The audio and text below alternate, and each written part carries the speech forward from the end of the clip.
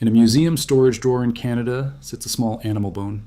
Under magnification, its surface carries a set of thin, parallel scratches. Not tooth marks, not cracks. The kind of cuts a stone tool leaves when it strips meat from a leg. That would be ordinary, except for one number. The sediment around that bone dates to roughly 24,000 years ago, 10,000 years before humans were supposed to exist anywhere in the Americas. Someone was standing in the Yukon, butchering an animal, long before the textbooks allowed. And for decades, that bone was treated as the crime. Look closely at those cuts. That is where this whole story starts. And it does not start in a trench. It starts in a box. The marks are shallow, straight. They run in short, parallel lines across the bone, and under a microscope they have a specific shape. A narrow V cut into the surface, with tiny internal striations, the drag pattern of a stone edge worked back and forth. A gnawing tooth leaves something rounder, wider, messier. Trampling leaves scattered scratches going every direction. These do not go every direction. They cluster exactly where you would cut if you were separating meat from bone. Someone did this on purpose. Someone knew what they were doing. And here is the part that should bother you. This bone was not dug up last year. It came out of the ground in the 1980s and then sat in storage for almost 30 years, while the man who found it was quietly written off. His name is Jacques Cinq-Mars, and the place he found it is called Bluefish Caves. Bluefish is not really caves in the dramatic sense. It is 3 small hollows in a limestone ridge above the Bluefish River in the far northern Yukon, close to the Alaskan border. Cinq-Mars, an archaeologist with the Canadian Museum, worked there through the late 1970s and the 1980s. The caves are tiny. You could not throw a party in them. But what they held was enormous. A dense bed of Ice Age animal bone. Mammoth, horse, caribou, bison, mountain sheep, and scattered through it a handful of stone, tools, and flakes. Then he sent samples for dating, and some of the material came back far older than it had any right to be. Not 13,000, not 15, toward 24,000 years and beyond. To understand why that number was a bomb, you need the rule it broke. For most of the 20th century, the accepted story of the Americas had a hard floor, and the floor had a name, Clovis. The Clovis people, marked by their distinctive fluted spear points, showed up around 13,000 years ago, walking down through an ice-free corridor that opened between the great glaciers at the end of the Ice Age. That was the model. Clovis first. Humans arrive, roughly 13,000 years ago, not a day before. It was a clean story, tidy, teachable. You could draw it on one map with one arrow. Bluefish did not fit on that map. At 24,000 years, Cinq-Mars was not nudging the timeline. He was doubling it. So the field did what fields do with a number they cannot use. It found reasons not to believe it. And the reasons were not stupid. That is the uncomfortable part. The critics were not idiots. Their objection went like this. The caves were small. The bone bed was mostly the work of predators and dens, wolves, lions, foxes dragging carcasses in. If animals piled up those bones, then maybe the cut marks were not cut marks at all. Maybe they were gnaw marks, or damage from rock, or trampling, or the slow grind of sediment. And maybe the few stone tools had slipped down through the loose cave floor from higher, younger layers.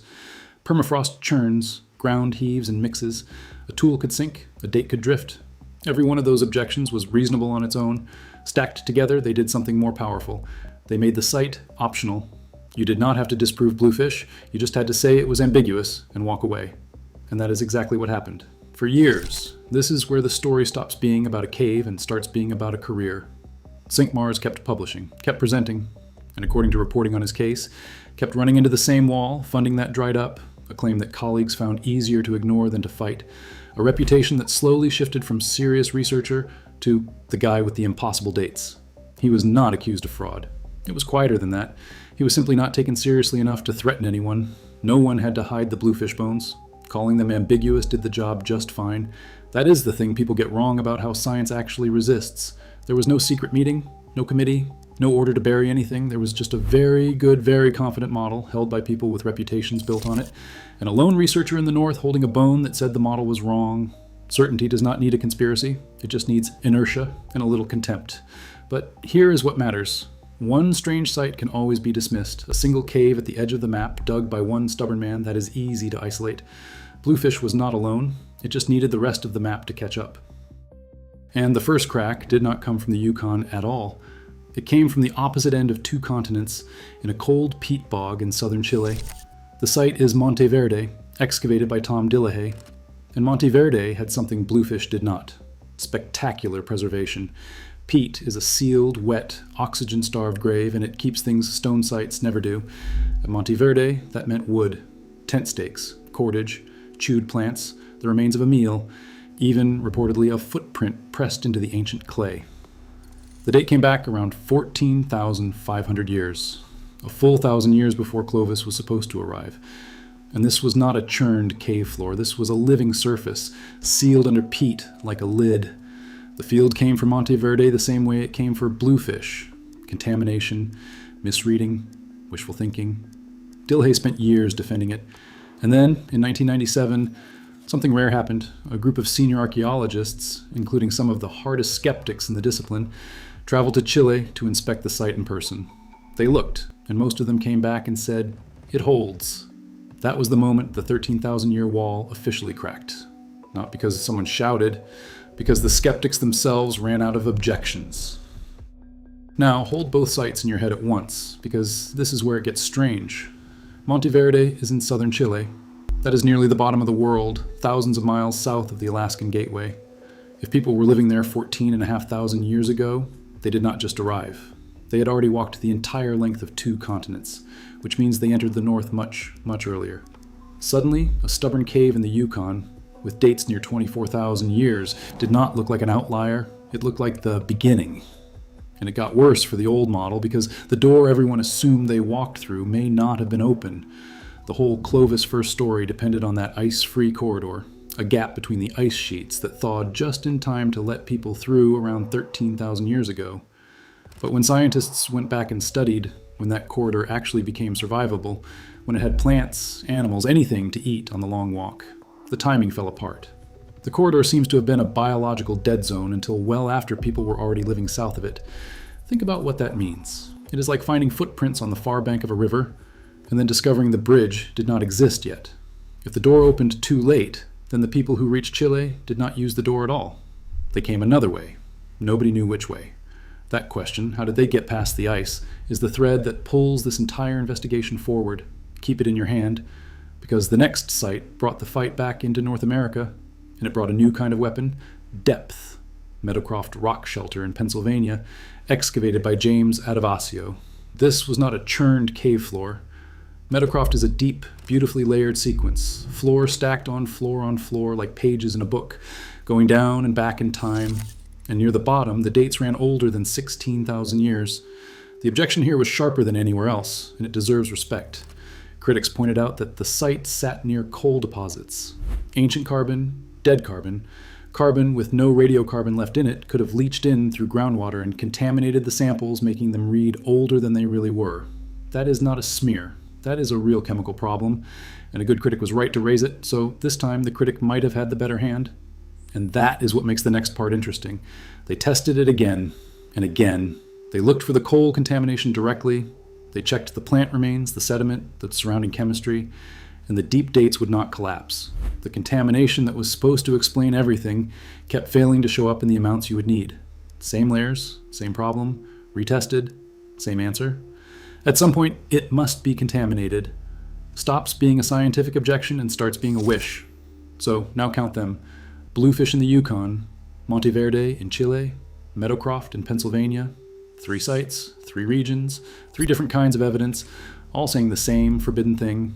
People were here before Clovis. The field was still calling each one an exception.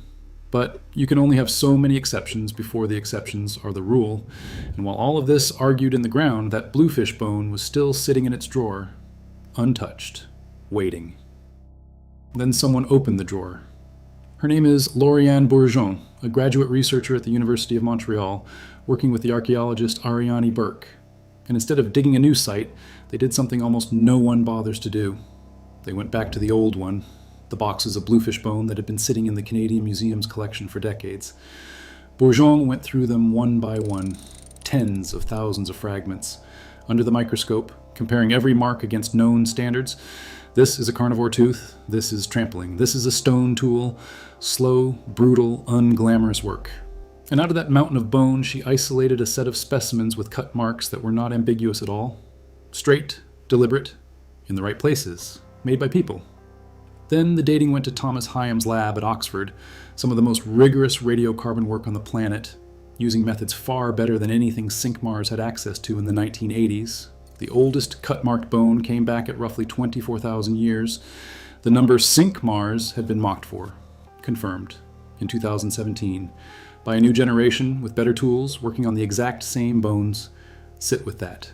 The man was not wrong. He was early. He was right about 30 years too soon, and being right too soon in science can cost you almost everything. But there is a twist inside the Vindication, and it is the sharpest one in this whole story. The institution that let Cinq-Mars fade, the museum, the collection, the system that shelved him, is the same institution that kept those bones safe for 3 decades, so that someone could come back and prove him right. The archive that buried him also preserved him. The place that failed, the man protected the evidence. That is not a movie villain. That is something stranger and more human. The system that resists a discovery and the system that saves it can be the same building. And still, a date is an abstract thing. 24,000 years is a number on a page. You cannot see it. The old guard could always squint at a bone and mutter about churned sediment.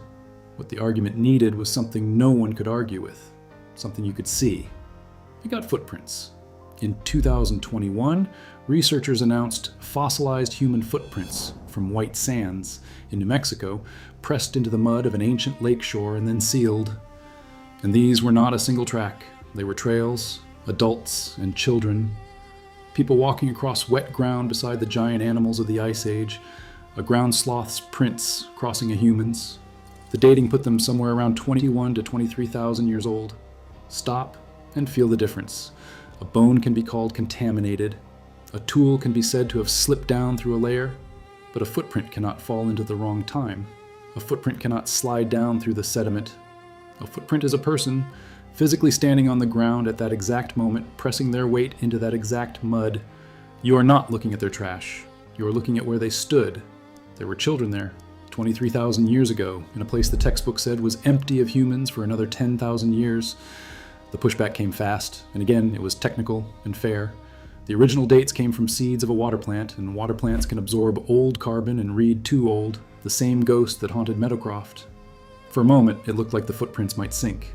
So the team went back and dated it a different way, 2 different ways: radiocarbon on ancient pollen, and optically stimulated luminescence on quartz grains, a method that measures the last time those grains saw sunlight, completely independent of carbon. The new dates landed in the same range as the old ones. That fight is still live.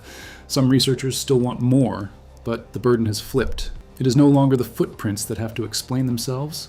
It is anyone who wants them gone. 4 sites now, and every one of them older or clearer or harder to dismiss than the last. This is the point where the debate stopped being a polite disagreement about one cave and started looking like a discipline defending a map. And this is where I have to be careful with you, because the next stop is the wild edge of the argument, and I'm not going to pretend it is proven. In 2017, a team including Stephen Holin and Thomas Demiray published a claim about a site near San Diego, the Cerruti Mastodon site. Broken mastodon bones, heavy stones near them, and their interpretation was that early humans smashed those bones open with those stones. The date? Around 130,000 years. Not 24,000, 130,000. Let me be blunt. Most archaeologists do not accept this. The mainstream reading is that the bones were probably broken by natural forces, or more likely by heavy construction equipment when the site was uncovered during roadwork. This is a minority claim, and it is a big one, and the weight of the field is against it. So why am I even telling you about it? Because of what the reaction reveals. When a date is 10,000 years too old, the field argues about sediment. When a date is 100,000 years too old, the field does not argue. It recoils. And watching that recoil, you start to notice something. The reflex to reject an early date is not always a verdict. Sometimes it is just a reflex. Cerruti is almost certainly not people. But the ferocity of the word impossible, that is the same ferocity that kept Bluefish in a drawer for 30 years while it was quietly, provably right. The extreme claim's real value is not its date. It is that it shows you the machinery. It shows you how the field decides what it is even allowed to consider. Now step back from the individual sites, because a pattern this size needs an explanation, and the explanation came from a place you cannot dig with a trowel. It came from blood, from DNA. When geneticists read the DNA of Native American populations and traced the branches back, They found something the simple one-wave story could not explain. The ancestral population appears to have split off and then sat isolated, genetically alone, going nowhere, for thousands of years before spreading south. Researchers call it the Beringian standstill, a whole people parked at the top of the world in the region between Siberia and Alaska for millennia. Think of it as a waiting room at the top of the map, not a sprint through a corridor, a long, cold pause. And a long pause in Beringia is exactly what a stubborn Yukon cave with 24,000-year-old cut marks would look like. Bluefish sits right there, at the edge of that world. The genetics did not prove Cinq-Mars right, but it built a house that his cave fits inside perfectly. The thing he was mocked for, people in the north, far too early, is now the thing the DNA quietly predicts. Which brings us back to the question we never answered. If the ice corridor was closed and people were already deep in the Americas, how did they get past the wall of ice? Look at the coast. The idea is sometimes called the Kelp Highway. Instead of walking through the interior, people moved down the Pacific edge, along a coastline rich with kelp forests, fish, seals, shellfish, one long larder running from Asia all the way south. They did not need the door in the ice. They went around it, by water, by boat, hugging the shore. And here is why the evidence has been so hard to find and why this is the most quietly devastating part of the whole story. The coastline those people would have walked is not there anymore. When the ice age ended, the sea rose, hundreds of feet. The beaches, the camps, the shell middens, the hearths, the entire highway they traveled is now sitting underwater, offshore, in the dark, under the Pacific. For decades, inland archaeologists looked for early sites on dry land, found little, and treated the silence as proof. No evidence, no people. But they were searching the wrong ground. The evidence isn't missing. It's drowned. Absence of evidence on a coastline that no longer exists is not evidence of absence. It is just deep water. That reframes everything. Every empty period, every gap. Maybe the record isn't thin because people weren't here. Maybe it's thin because we can't reach where they lived. So let's go back to that drawer and let's be honest about what changed. Here is what is now established, not disputed. The Clovis first model, humans arriving no earlier than 13,000 years ago, is dead as a ceiling. Monte Verde is accepted. The White Sands footprints, whatever the final date settles at, put people on that lakeshore far earlier than the old wall allowed. The reanalyzed Bluefish bones stand as some of the oldest solid evidence of humans in the Americas. That is not fringe. That is the textbook now. Here's what is still genuinely disputed: the exact ages, how far back Bluefish really goes at its deepest, whether White Sands is 23,000 or something younger, the precise routes and timing. And here is what is rejected, and I want to keep it rejected. Cerruti at 130,000 years is not accepted, and nothing here changes that. Now notice how the old model actually died. There was no press conference. No one stood up and apologized to Jacques Cinq-Mars for the lost years. There was no retraction of the contempt. What happened was quieter and honestly more revealing. The maps got redrawn, the textbook language went soft. Clovis first became the peopling of the Americas is now understood to be more complex. The museum labels changed a word here, a date there.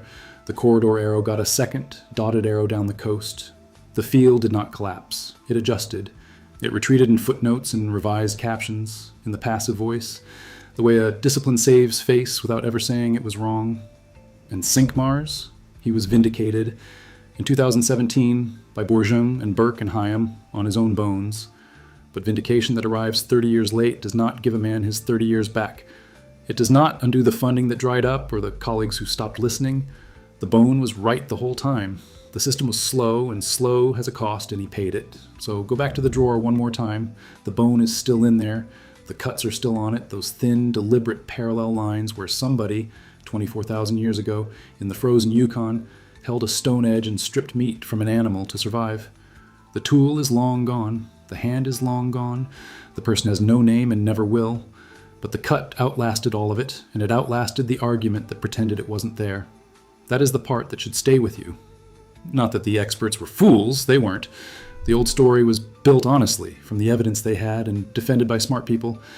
But it became too clean, and then it became a career, and then it became a wall, and the wall stood for decades over a bone that was quietly, patiently telling the truth in a box. How many more drawers are there? How many boxes of ambiguous bone are sitting in how many museum basements right now, waiting for someone with better tools and fewer assumptions to open them? And how much of the real story, the boats, the coast, The children who left those footprints is not in any drawer at all, but out there, offshore, hundreds of feet down, in the cold and the dark where no one has thought to look. The oldest chapter of the human story in the Americas may not be buried in the ground. It may be underwater, and we are only just starting to admit we were standing on the wrong shore.